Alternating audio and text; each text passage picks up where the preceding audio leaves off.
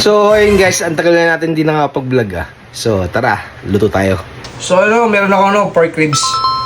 Nabili ko na sa palengke. 4 na perasong pork ribs. Timpla natin ng toyo, ketchup, asukal, paminta, seasoning powder, and lastly kalamansi. Umarinate natin at least mga 30 minutes to 1 hour.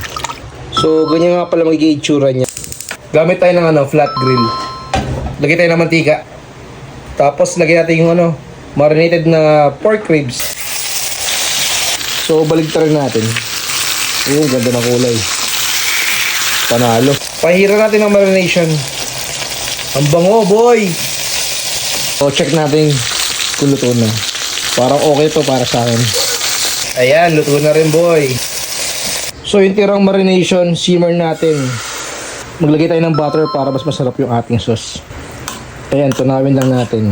Malapot yung ating sauce. Okay na to. Buhos natin yung sauce na sinimmer natin kanina. Tara, kain tayo.